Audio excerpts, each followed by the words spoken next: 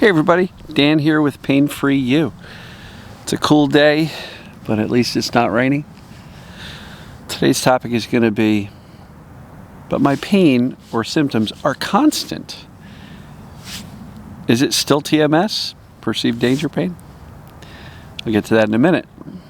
So, I'm going to enjoy sitting outside in this overcast, gray day. But it's still great to be outside.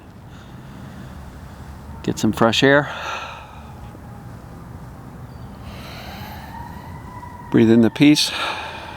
Exhale the noise. Breathe in the sirens off in the distance.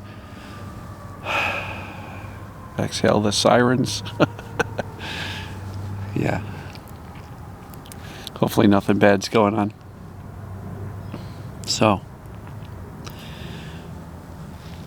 people ask me all the time, or to a degree argue with me, but Dan, I'm really broken.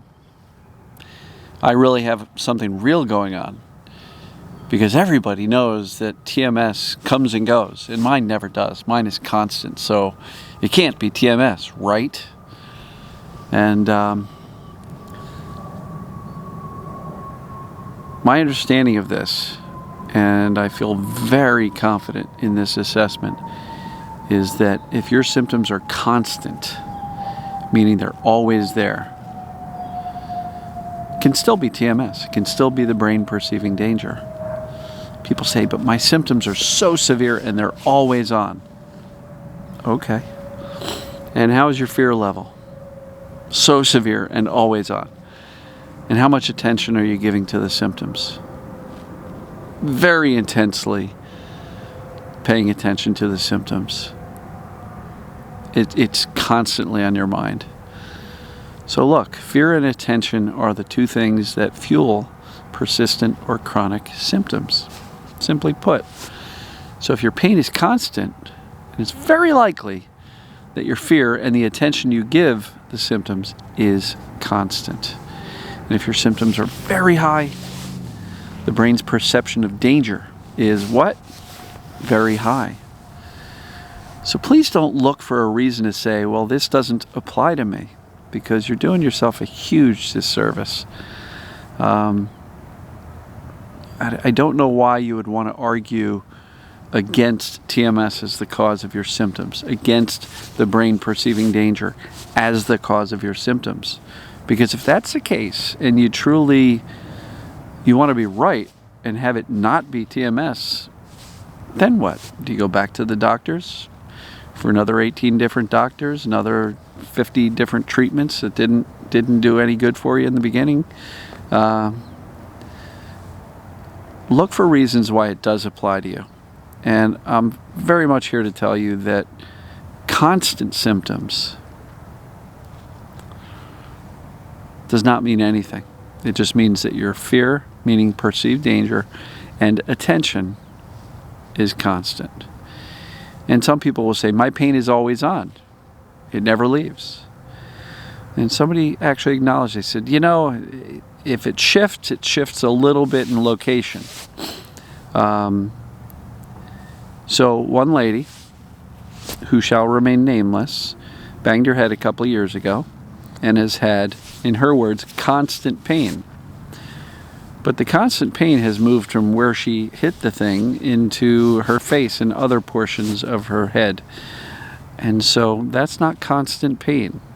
Well, it is constant pain, but it's not constant in the location and the type of sensations that she's having in different parts of her head.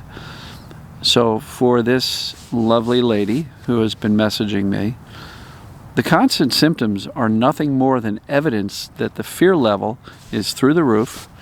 In the email exchanges that I've had with this lady, her certainty that it's an injury, even though the doctors can't find it and can't pinpoint it and see exactly what's causing the symptoms, but her certainty is that she's broken in some way, shape, or form because she smacked her head on the ceiling or wall or corner or something. But that does not mean there's an injury. It does not mean that she has some damage, some nerve damage, some type of damage that she fears she's got that the doctors keep on missing. Doctors are extremely good at finding bad stuff. And so if there was something bad, it would show up. So, the presence of symptoms or pains is a very unreliable indicator of the condition of your body. It is an extremely solid indicator of your brain's perception of danger. And if your certainty is that there's got to be an injury because it hurts so much and it's so constant, and because it's constant, it can't be this mind-body stuff. Yes, it can. The severity and consistency of the pain is based 1,000% on the doubt that it's TMS or mind-body, the certainty that, she's injured, and so fear and attention is through the roof with this particular person. And for many people, that's the case. I mean, I interact with people all the time who have been jumping in and out of my Facebook and YouTube comments for years. And the same old story that they were telling as to their body being the problem is the same old story that they're still hanging on.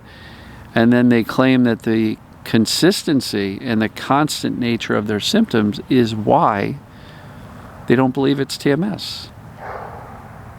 But the body heals. So why haven't these injuries, supposed injuries, healed? And I don't know. I really implore anybody who is stuck on this belief that because your symptoms are persistent, constant, don't change, don't leave while you're on vacation, all that kind of stuff, do not write off this whole mind-body concept. Because if you're doing that, you're doing yourself a disservice and you are absolutely delaying, if not outright preventing, recovery.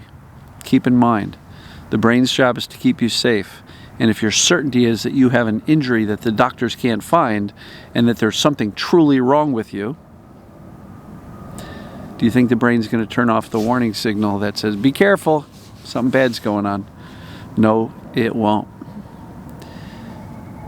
So there's no downside to this approach. There's no downside to deciding, all right, I'm going to trust the doctor that says they can't find anything because they're good at finding bad stuff and they haven't. And even if they have found something, they kind of point to, well, it must be this, or my theory is this, or my opinion is it might be that. What's the actual hard evidence? Where's their proof that the thing they are saying may be causing the symptoms is the actual cause? What's the proof, doctor? How do we know for sure? In many cases, they won't be able to answer that question. So instead of trying to rule in TMS by looking at it and saying it's constant and it never moves and therefore it's not, look for other reasons that it is. Banged your head. More than enough time has passed for any true injury to heal. And so, what evidence do you have that you're truly broken other than the presence of the pain or symptoms? Because if that's your only evidence, it's not very solid evidence. It's sketchy at best. Again, pain is there due to the perceived danger. And if your certainty is that you injured yourself, ask yourself the question, how come it hasn't healed? Because it has. If there was an injury in the first place, it was a mild one and it already healed. And the presence of pain is purely based on the doubt that it's TMS, the certainty that you've injured yourself irreparably, meaning beyond repair. That's not true. That's not how the body works. So, I hope this all makes sense. Constant pain, constant symptoms can still be created by a brain perceiving danger. The only reason it's constant is because the fear and the attention you give it is constant. And if you are doubting the fact that it's mind-body, TMS, brain created based on perceived danger, that is another reason why the symptoms are chronic or persistent and do not change. So you got to make a different decision here, folks. If you have no evidence that you're broken physically, then you're not. What's way more important in determining the severity and the persistence of the symptoms is the amount of perceived danger you have. And for all of the folks who are struggling with, disbelief that it could possibly be TMS because it's constant, every one of them has a high degree of certainty that they've got a real physical problem, a high degree of doubt that it's TMS, and a high degree of freak out and attention that they give to the symptoms on a regular basis. The people who can decide, I've got zero evidence or very sketchy evidence at best that my body's the problem. So I'm going to let go of that story because that story is keeping me stuck and keeping the pain persistent. So if you have constant symptoms, try not to worry about that. So going to wrap this up. Phone's ringing here. Love you guys and gals, and I will see you tomorrow. Take care.